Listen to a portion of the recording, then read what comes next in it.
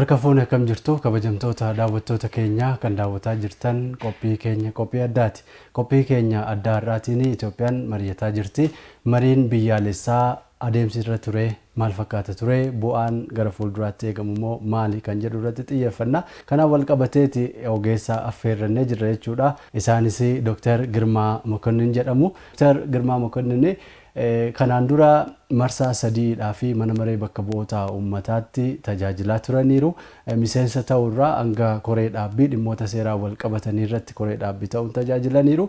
Imaammataa fi seerota biyya kanaa keessattis baasuudhaa kaasee hanga hojiirra oolchuu isaa irratti nama hirmaate jechuudha. Akkasumas yuunivarsiitii garaagaraa keessatti barsiisaa qorata akkasumas hanga sadarkaa ittaanaa pirezidaantiitti tajaajilanii jiru. Kanaaf isaan irraa muuxannoo isaaniirraa ka'uudhaan dhimma marii biyyaalessaa kanarratti gama seeraatiin gama bulchiinsaatiin yaada isaanii nuuf qoodu jechuudha. Isinis hanga xumuraatti nu waliin turaan affeerraa keenya. Tole galatooma Dr. Eeyyamamaa taatanii yeroo keessan irraa yeroo nu laattanii bakka kanatti argamu keessaniif galata guddaa isiniif qaba. Galatooma isinis nu affeeruu keessaniif. Akkuma dura seensa irratti kaasuuf yaalee dhimmi nuti har'a irratti mari'annu mariin biyyaalessaa Itoophiyaan jalqabdee amma hawaasti keenya bakka bu'aa isaanii ergatanii qaamoleen garaagaraa irratti hirmaataatiin jiru. Hirmaannaa isaanii kana booda maaltu eegama kan jedhus hin kaafnaati akka gaafii jalqabaatiif nu ta'utti. Marii biyyaalessaa kana adeemsa isaarraa kaasee hanga xumuraa isaarratti gaheen seeraa maalime? Galatoomi egaa wanti tokko waan biyyaa haa hafuuti waanumti dhuunfaa tokkootu waanumti nama tokkootu gaafa jalqaba isaa kaayyoo qaba galma qaba kaayyoo qabatee ka'e sana hamma galma gahutti immoo adeemsa qaba. Adeemsi suni adeemsa seeraan bitame adeemsa seeraan bitamu ta'uu qaba. Kanaaf dhimmi kun dhimma biyyaati dhimma dhalootaati dhimma egereeti. Kana waan ta'eef jalqaba akkaataa ittiin mareen biyyoolessaa kun geggeeffamu waggaa 4 dura wixineen seeraasaa dhiyaatee ture. Wixineen seeraasaa dhiyaate suni akkaataa labsiidhaan ijaaramu irratti mana maree bakka bu'ootaa uummataati irratti dhiyaatee waan ulaagaa guutuu qabu ulaagaalee addunyaarra jiran ulaagaalee Afriikaarra jiran ulaagaalee seerri biyya kanaa deeggaru keessumattuu heera mootummaati irratti hundaa'ee fi seerottan heera mootummaa keessaa bahaniin wal qabatee waan guutuu qabu ulaagaalee akkaataa itti warriwwan kana geggeessan matuma isaatiin institution yookaan immoo dhaabbileen kun ittiin hoogganamuu danda'uu fi ittiin deemuu danda'uu fi ittiin abboomamuu danda'u tumaaleen seeraa garaagaraa irratti tumamee irratti mari'atamee adeemsa seeraa eeggatee namoota akkamiitu waan kana qabatee ceesisuu danda'a namoota akkamiitu waan kana raawwachiisuu danda'a kan jedhu irratti hubatamee filannoon namoota waan kana geggeessanii komishinarootaa suni ittiin deeme seera biyya kanaa eegee seera addunyaatis seera komishinii maree biyyoolessaa kana ittiin tumamu sana bu'uura godhatee seera Itoophiyaatiin wal fakkaatee akkaataa ittiin hundeeffamee jira. Kanaaf seera qabeessan ija seeraatiin ilaalamee itti mari'atamee kan uummanni bakka buufate mana maree biyyoolessaa yookaan federaal paarlaamaadhaan seerri isaa mirkanaa'ee kan hojiirra ooledha. Seera qabatee seeraan kan dhufe jechuudha. Egaa gama seeraatiin kana yoo jennee adeemsi immoo ajandaa walitti qabuudhaallee innillee seera mataa isaatii qaba. Akkuma sana immoo alternative dispute resolution mechanism yookaan mechanismoota ittiin walitti bu'iinsa yookaan wal dhabdee furu kanneen biroo jedhamanii warra kaa'aman kun agam faayidaa qabu marii biyyaalessaa kana keessatti ajandaa irraa kaasee hanga adeemsa marii irra jiramu kanarratti. Nama tokkorraa maatii ta'a. Maatirraa garee tokko ta'a. Gareerraa man ollaa ta'ee maal ta'ee biyya ta'a. Kana hunduma gidduuttu walitti bu'iinsi addaan baateen yookaan garaagarummaan yaadaa jira.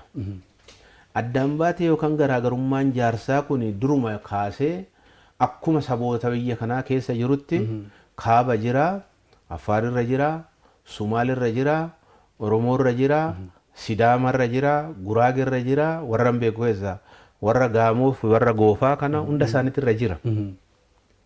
irra caalaa wanti itti dhiyaadhee beeku han Oromoo kanaan saban keessatti guddadhee fi aadaa isaa tolchee beeku yoon si kaase gaarii ta'a.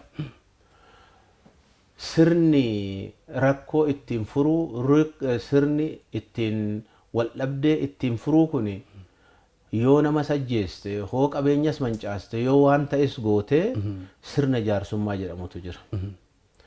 Jaarsummaan kuni han ajjeese akka gumaa baasee harka baafatee waliin wajjin hamma nyaachutitti bakka gahan bakka hanqatan daangessee himee akkaataa akkasiitiin haala jaarsummaatiin haalli inni itti raawwatu jira.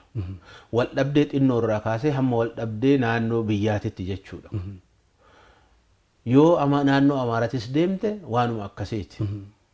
Wal dhabdeen suni akkaataan inni ittiin furamu odoo dhiigni hin dhangaleen, odoo lafeen hin cabin, odoo lubbuun hin badin alternate dispute resolution yookaan ADR inni jennuun kuni akkaataan itti conflict resolution yookaan immoo rakkoo walitti bu'uunsaa ittiin hiiktu. Otoo mana murtiin dhaqin. Exactly.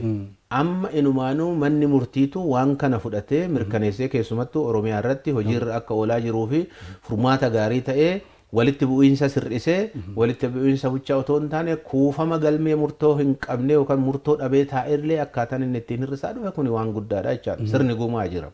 Sirni jaarsummaa jira. Kanaaf kan kana fakkaatan jiru. Kanaaf ADR'n yookaan immoo akkaataan aadaadhaan walitti bu'iinsa ittiin hiikan kun durumarraa kaasee biyyi kun gosoonni garaagaraa yookaan immoo qomoowwan garaagaraa akkaataa ittiin hiikkataa turan odoo caasan sirna ittiin bulmiisa ittiin bulmaata civilities criminalities yookaanis immoo koodonni garaagaraa biyya kana keessa yookaan maal jechuudha hayyakkaa haa ta'u han hariiroo haa ta'u han daldalaa haa ta'u seeronni suni otoo hojiirra hin oolin irraa dur irraa kaasee wanta itti fayyadamaa turanii fi hojiirra oolaa ture waan ta'eef adeemsa amma jiru kana keessatti seera tumamee ulaagaaleewwan taa'anii irratti mari'atan kanaan walitti dabalatee waan kana hiikuudhaaf gahee guddaaf gumaacha guddaa qaba. Fakkeenyaaf maalirraa kaatee kana jette yoo naan jette hirmaattonni marii kana keessa jiran qaama garaagaraatirraa warra hirmaatanidha. Yoo argiteetiin hin jiraatte baniinsa isaati irratti abbootiin amantaa hangaraagaraa hoo xinnaatan 4-5 ta'an jiru hamma nu badheetti. Ummata musliimaa kan bakka bu'an hooggansa achi jiru. Ummata ortodoksii kan bakka bu'an achi bakka sana jiru. Han kaatolikii bakka bu'an achi jiru. Hawarra protestaantota kiristiyaanota protestaantota bakka bu'an achi keessa jiru. Warri kunis arguu dhiisuu hin danda'a. Waaqeffataan exactly waaqeffataa sargeera achi keessa jiru. Warri kun achi keessa jiraachuun isaanii isa labsii seeran ta'e sana qofa otoo hin taane isa aadaa sana achi keessatti deeggarsa kennu. Kanaaf bu'aa guddaa qaba jechaadha hirmaannaa warra kanaa. Isaan duwwaa miti warri waan abbootiin gadaa achi keessa jiru. Abbootiin gadaa warra fala kennanidha. Ugaazonni achi keessa jiru. Warri hundumtuu kan sila maqaa dhoofni sun keessa qomoowwan hunda keessa warri bakka bu'an sun achi jiraachuun isaanii akka seerri uumaaf uumamaa jedhutti. Akka seerri biyya lafaa kun jedhutti waan hundumaa walitti wal madaalchisanii yoo tokko dide tokkoon ilaala mariin biyyoolessaa kun akka daraaru akka firii buusu akka firiinsaa callaansaa immoo bu'a qabeessa ta'ee waan yaaddame kana galmaan gahuuf taasisu danda'a abdii jedhuun qaba. Baniinsa irratti ministeerri muummee haasaa taasisan keessatti yaadni isaan kaasanii rakkinoota qormaatota biyyi kun keessa turte. Gama siyaasaan gama diinagdeen akkasiin dura jettan karaa adda addaatiin qormaata gurguddaa keessa turreerra qormaata kan immoo gara carraatti jijjiiruun akka danda'amu William Shakespeare faa wabeeffachuudhaan Sanzuu faa wabeeffachuudhaan kan isaan kaasantu jiraati keessumaatti gaafa qormaanni dhufu qormaanni carraa qabatee akka dhufu gamna kan ta'e yeroo barbaachisutti yeroo eegee kan itti fayyadame gara carraatti jijjiiruu danda'a isinis kana fayyadamtanii gara carraatti jijjiiruu qabdu yaada dhufaa kaasaa ture hirmaattotaaf akkasuma immoo tarsimoo waraanaa kan baasu namni chaayinaa sun Sanzuu kan isaan koot godhanii akkas jedhe namni carraa argametti sirnaan fayyadamu carraan deddeebitee gara isaa dhuftee yaada kan inni kaase isa sana ministeerri muummee fayyadamanii hawaasa sana adrees godhaa turan waan ta'eef mee carraan nuti arganne kun kamii qormaanni keessaa bahuuf deemnu kun kan hawaasti Itoophiyaa amma irratti mari'achuuf deemu kun keessumatti ajandaa ta'ee gara ajandaa 8tti dhufe kun akkamitti ilaaltan isin haasaasan? Fi gaafii bu'uraati jedheen fudhaa. Jalqaba seenaadhuma biyya keenya biyya Itoophiyaa kana keessatti jiru yoo ilaalle seenaan biyya kanaa akkaataan ittiin wal harkaa fuudhinsi mootummaa dhufaa darbaa ture seenaa wal waraansaa, seenaa wal jibbiinsaa, seenaa wal kuffisanii wal bira darbuu, seenaa shira walirratti xaxuutiin seenaa ittiin masaraa mootummaa eessas ture ittiin qabatamaa turedha. Gaafa biyyi kun bakka tokkotti biyya tokko otoo hin ta'inis dura impaayera bakka bakkaatitti ciccittee jirtus haa ta'u erga Itoophiyaa taatee walitti qabamtirraa kaasee adeemsi biyya kana keessa jiru baay'ee waan wanyuu jedhamu miti, baay'ee waan nama gammachiisu miti. Wal ajjeesanii wal bira darbuudhaan aangotti dhufuudha. Muuxannoon jiru isa kanaadha. Isa sana keessa carraan jiramuun jiru booda laal. Akka walii galaatitti egaa akkuma muummeen ministeeraa kaasanittis akkaataa irra deebitee naa ibsitattis rakkoowwan jiran chaalenjiiwwan jiran sana fudhatanii carraatti jijjiiruun muuxannoo addunyaa baay'eedha jira. Akka biyya keenyatti carraawwan kun baay'een nu jala darbanii jiru. Hooxinnaate carraan 3-4 nu jala darbaniiru. Carraawwan nu jala darban kuni inni jalqabaate fi inni duraa egaa biyyi Itoophiyaa jedhamtu kun walitti qabamte erga tokko taatee booddee kan gara aangootti dhufan Haayile Sillaaseedha. 23 irraa kaasanii jechaadha. Sana dura Zawdiituu fi Iyyaasuun hamma deemaniiru. Iyyaasuun biyyi kun biyya dimokiraatawaa taatee akka deebitu carraaqqin taasisan akka jiru seenaan hin hima. Haa ta'u malee yeroo sanatti warrootiin Shawaa Makwaanantii fi maaloo jedhaman kun adda bahanii sababan taane shiran taane irratti xaxanii namni sun odoo hin milkaa'in hafee haa ta'uuti bara Haayile Sillaasee hamma isaan turan sana keessatti egaa wanni deemaa turanii jalqabaaf bara 1953 fonqolcha mootummaa Jeneraal Mangistuu Nawaa fi obboleessa isaatii fi warri kun jijjiirama bara sanaa fiduudhaaf dhamaatinii fi gochi isaan jalqaban carraa tokko ture. Carraan suni ammas warra eegdota beeta mangistii yookaan immoo masaraa mootummaa ta'anii jijjiiramni biyya kana keessatti akka hin dhufne fedhii qabanii fi waan garaagaraa fedhiiwwan qaban yeroo sanatti warri jiran warra makwaanintootaa fi masaafintoota jedhantu jiran waan ta'eefu carraan suni jalqabaaf biyya kana keessatti akka hin taanetti bade. Waan kaan irra dabarree gaafa dargiin mootummaan Haayile Sillaasee kufee dargiin dhufummoo hoo argiteetiniin jette yeroo sana keessatti rakkoowwan hammana hin jedhamne rakkoowwan dhaloonni biyya kanaa beektonni biyya kanaa qaroon biyya kanaa sababii haaphatii fi sababii qay shibbir jedhuun itti dhumeedha. Dargii irratti jijjiiramni dhufeera. Jijjiiramni dhufe sun fakkeenyaa fi qotee bulaan abbaa lafaa ta'eera jennee haasa'uu dandeenya. Sirni bulchiinsa biyya sanaa keessa ture haa ta'uuti sirni sun bifa jijjiirratee jira. Gaafiiwwan uummataa yeroo sanatti ka'uu qabanii fi ka'an garuu deebi'ammoo hin deebine gaafii biraati. Yeroo sanatti waan amma jalqabne kana waan amma goonu kana goonee otoo wal mari'achuun akkanaa kun jiraatee carraa sanatti hin fayyadamne ture. Carraan sun hin argamne opportunitiitti yookaan immoo chaalenjii sana opportunitiitti jijjiiruu hin dandeenya. Hayyoota qabnu iyyuu dhabne. Hin dhabame malee akka jirutti haadha isaa lafarraa digigame. Haalaan namoota yeroo sana jiran nuyi xixinnaa taanee mana barumsaa jirra hin beeknu hoo ta'e iyyuu har'atarra teenyee gaafa dhageenyu namootiin har'a nu ileellisaa jirru kun hanyaataman yeroo sanattidha. Kanaaf carraan yeroo sanatti dhabame lama jedhe.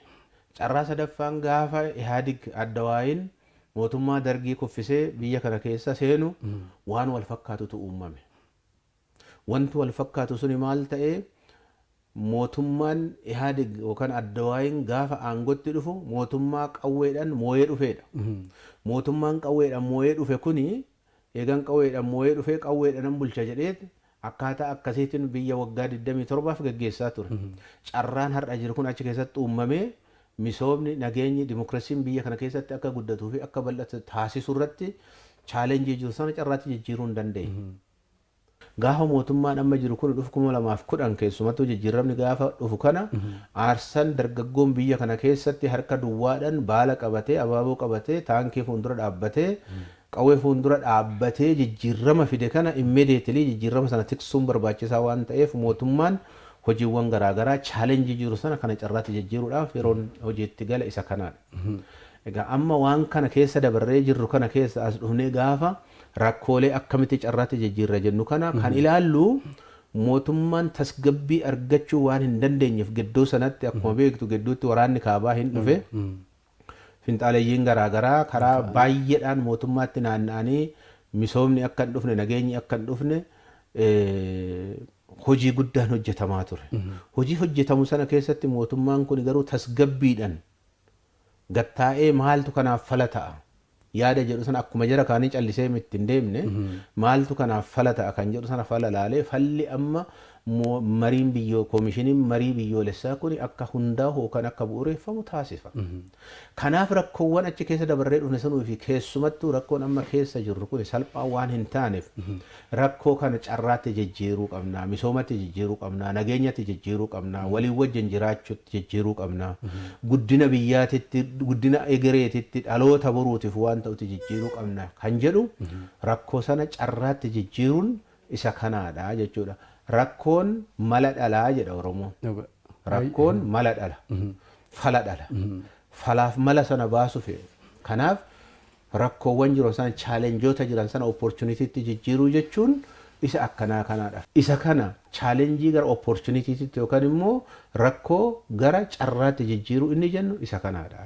Marii biyyaalessaa kan gaggeesse Itoophiyaa duwwaa miti biyyoonni garaagaraa Afrikaa irraas biyyoota Eeshiyaa irraas akkasuma Awurooppaa irraallee kan gaggeessan jiruuti. Mee muuxannoon keessumaa gama Afrikaatiin jiru maal fakkaata kanarraa nuti bu'aa akkamii arganna yookaan barnoota akkamii arganna? Akkuma ati kaaste egaa amma argitee mariin biyyoolessaa kun akkuma jedhe keenya aadarraa kaasee dhufe sirna aadaa sanarraa sirna hammayyaatitti illee gaafa cehamu akkaataan ittiin rakkoo kan dhibdeen furmaata ittiin argatu wal mari'achuudhaan hoggaa ta'u inni hammayyaan kun haala organized ta'een haala seera qabeessa ta'een haala addunyaan beekee haala biyyi suni beeken ittiin waan dhaabbatudha.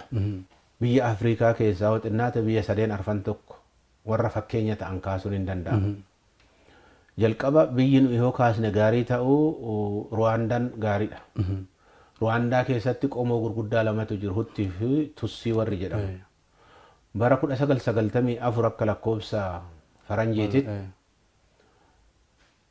jeeqamsi guddaan ka'eet walfixiinsi guddaan ka'eet harki biyya alaa waan keessa galeef ji'a 2 ji'a 3 yeroo guunne keessatti namni 700 ol lubbuu isaa dhabe.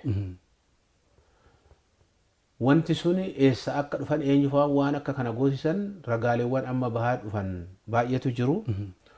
Namootiin kana raawwatan sunii fi kana raawwachiisan sunis lammiileen biyya Awurooppaa keessaa dhufan eenyufaa kan ta'an handheenya kana qabamantu jiru.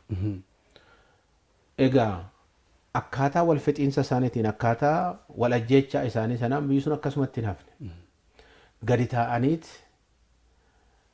marii biyyoolessaa qaama geggeessu koomishinii akka nu ijaarree kana kaawunsilii dhaabanii ijaaranii maree guddaan geggeeffame wanti suni sabni suni lamaan tokko ta'uu isaanii waliin jiraachuu akka danda'an Ruwaandaa akka biyya taasisan ta'uu irratti marii bal'aan dheeraan geggeeffame harki alaa kan isaan diigu akka keessa hin galle of eeggannoo guddaan godhame kaataa akkasiitiin har'a Ruwaandaa sadarkaa kanarra geessee jirti.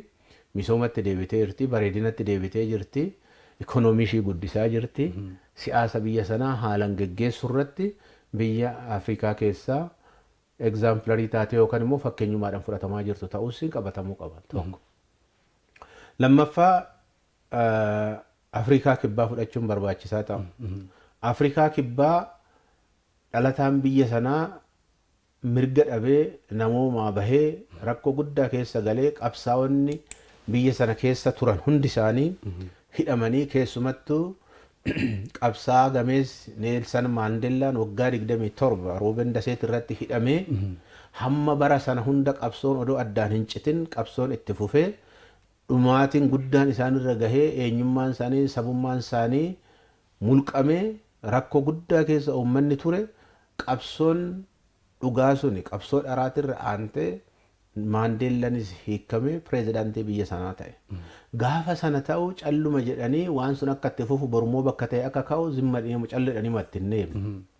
Maal godhanii True Reconciliation Commission jedhaniitti dhaaban.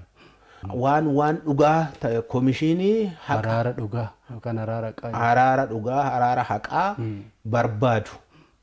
Ifii sana barbaadee argee hamballeessefis hamballeeffameefis dhiisis kiisis dhiisif kiisidha kan jiru han dhiisus dhiisee kan kiisus kaasee akkaataa akkasiitiin akka jiraatan Dabuub Afrikaan yookaan Afrikaan kibbaa har'a biyyoota addunyaa guddatan keessa sadarkaa sana keessa haala itti galtetu jira lama jedhu. Sadaffaan Tuniiziyaadha. Tuniiziyaan yeroo sanatti walitti bu'iinsi yookaan immoo waraanni warra Arabaa garmalee waan ka'eef Arab Spring. Yes. Isaan keessa biyya miidhamte keessaa takka turte. Keessa galamee akka Liibiyaa faa akka eenyu faa akka bittinnahan yeroo sana barbaacha guddaa adeemsa guddaatu raawwate. Waan sun akkasumatti qabatee Afrikaatti akka gadi fulla'u jechuudha. Haa ta'u malee warri Tuniiziyaatis waan wal fakkaatu maree biyyoolessaa kana komishinii isaa ijaaranii sana dhaabanii mareen akkaataa akkasiitiin akka itti deemu ta'ee har'a biyyi sunis biyya taatee tasgabbooftee hamballeesses hamballeeffames dhiisif kiisidhaan akkaataa akkasiitiin walii dhiisanii biyya isaanii biyya gochuuf warra Afrikaa irraa sadarkaa gaariirra jiran ta'uusaa lafa kaa'uun barbaachisaadha. Warra biyya Awurooppaatis warra Laatiniitis warra Eeshiyaatis warra dhaqxe kuni jira. Fakkeenyaaf Neezerlaand kaabaa waggaa 30 wal waraananii waggaa 30 wal ajjeesaa wal fixaa turanii booddee garuu maree biyyoolessaa kana dhaabbatanii isa mari'atanii har'a biyyi sun sadarkaa akkamiitirra akka jirtu ilaaluun barbaachisaadha. Kolombiyaa yoo fudhatte Saawus Eeshiyaadha. Saawus Eeshiyaa keessa Kolombiyaan waggaa 50 wal nyaatti. Isaanis akkuma kana maree biyyoolessaa kana dhaabanii even amma har'aatti mari'ataa jiru baay'isoo isa. Wanni hin adeemsa waan ta'eef mariin biyyaalessaa. Tokko isa lammaffaan biyya sana keessa waa'een baala sammuu nama adoochuu kun maal kun daldalli seeraan alaa kun waan jiruufu tokkichi walitti bu'iinsi uumamu qabeenya irratti nyaata irratti waan ta'eef isa sanaaf jecha amma yoonatitti walitti bu'iinsi jara sanaa raawwate jechuun hin danda'amu garuu tasgabbaa'ee haala to'annoodhaan ala ta'e hin qabu jechuudhumaaf.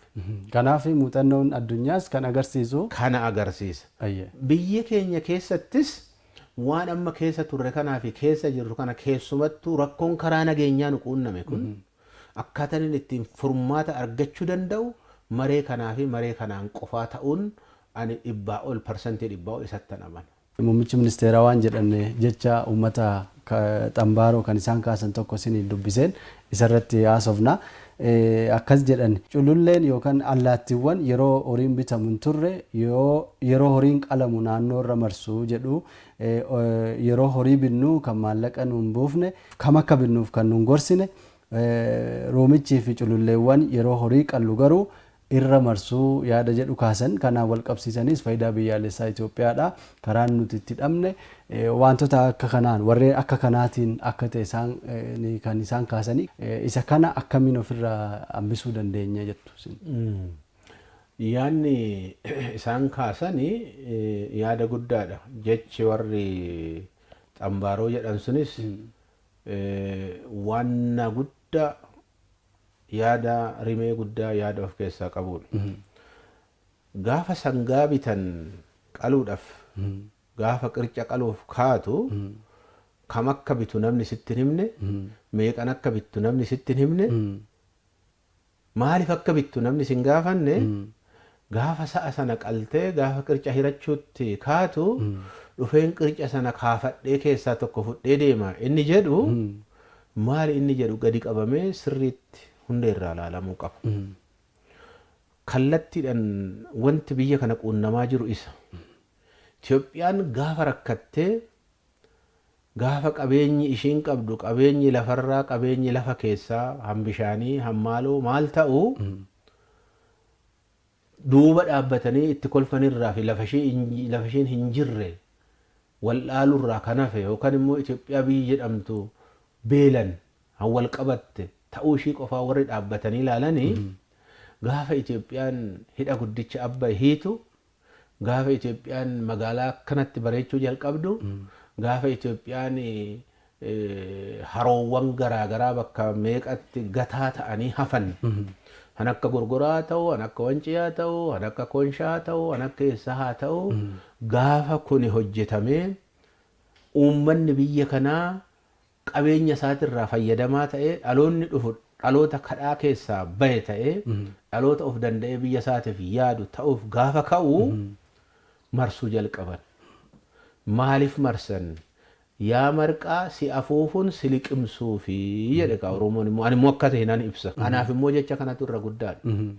Waa sirra marsu kun keessaa sitti sareen bakka nyaattuu dutti maaliif jarri kun kana godhe inni jedhu anaaf homaa miti haa ta'uutii inumaanuu akka sula kaasne sana rakkoo jiru kana carraatti jijjiiruu qabdi malee Itoophiyaan abalummaa na falmee jettee saree sitti dute duuka hunda kaachuun qabdu. Ati si ari'uu duubattoo deebite misooma jalqabde duubatti deebisaa beekte. Wanni biyya kana keessatti ta'uu qabu tokko isa kanaadha jechuudha. Akka misoomni kun duubatti hin deebine akka wanti amma jalqabame kun duubatti hin deebine mariin biyyoolessaa kun utubaa hin buqqaane hin dhaaba jennee amanuu qabna hundi keenya iyyuu. Akka utubaan sun hin dhaabbanne amma gochi guddaan kan godhamaa jiru. Kana gurra hin qabnu jedhanii warri achi keessa jiranis haa ta'u mootummaa haalan cufanii deemuun barbaachisaa waan ta'eef allaattiin hookan ruumichi waan sana fudhachuuf deemu suni situ ofirraa dhoowwa. Inni immoo dhufeeraan fudhachuudhaaf. Sana fudhate jechuun waan ati goote keessaa tokko si hambisaa jechaadha. Allaattiin har'aa miti kan marsuu jalqabe gaafa hiini guddichi biyya kanaa uummanni ani hiyyeessaa hin qabu jedhee otoo hin waakkatin sabbata seetirraa jaartiin hiikkattee jaarsi kofoo isaa keessaa baasee gaafa kanfalu gaafa IMF'n maallaqa nu dhoowwatu gaafa eenyuun baankiin addunyaa maallaqa nu dhoowwatee humna biyya kanaatiin ijaaramu gaafa sana marsuu jalqabe. Sana akkuma sila siin jedhe sareen hundutti gaalli numa deemaa nu ideemnee kun har'a raawwatee jira ibsaa isaa alatti doolaara fidaa jira jecha. Misoomni kunis akkasuma. Mo'achuu kan dandeenyu marii biyyoolessaa kana hoo lafa qabsiisne waan ta'eef sana lafa qabsiisuun baay'ee barbaachisaadha. Gaafa kana jennu marii duwwaatu sana ta'a miti. Karra abbaan cufate waan hundi seenu. Karri banaa bule waa hundatu seenu. Karri akka karraatitti eegamuu qaba. Inni guddaan garuu taargeetiin karra cufame sana keessatti horiin achi keessa jiran sun akka wal hin nyaanne loon achi keessa jiran sun akka wal hin waraanne qabeenya abbaa tokko ta'uu isaanii mirkaneeffachuu qabu achi keessa suni akka mirkanaa wanti amma hojjetamaa jiru qabeenyi sun jechuun uummata Itoophiyaan mooraa keenya hoo taate mana keenya hoo taate gola keenya hoo taate warri achi keessa jirru waan mana sana mooraa sana mana keenya sana diigu akka hin taane of eeggannoon godhamuu qaba isa wanti amma hojjetamaa jiru jechuudha. Tole yaada bal'aadha. Mariin kun akka milkaa'uuf dhumarra akka ga'uuf dhumarra ga'es immoo furmaata waaraaf akka ta'uuf eenyurraa maaltu eegama jettu? Namoota baay'eerraa wanti guddaan eegama. Tokko mootummaarraa eegama. Maaliif mootummaa jechuun abbaadha. Lammaffaa hirmaattotarraa eegama.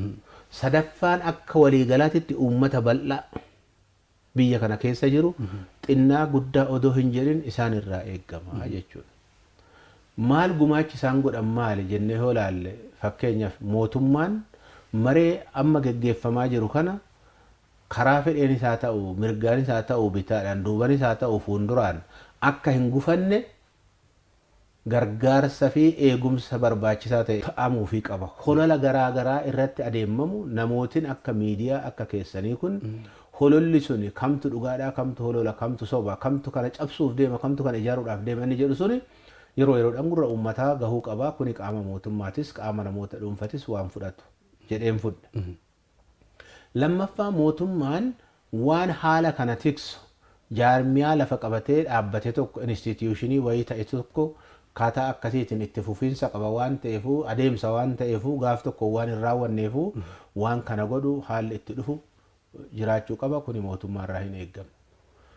Sadaffaa hirmaattonni haa ta'an jaarsa jaartii dargaggeessa qeerroo qarreen namni hundumtuu waan kun ijaarsa biyyaatiif fi tokkummaa biyyaatiif cimina biyyaatiif akka bu'uura guddaa ta'uu fi akka ka'umsa guddaa ta'uu fi akka jijjiirama ittiin ceenu ta'u taasisuudhaaf hirmaannaa si'oomina qabu taasisuu qabu.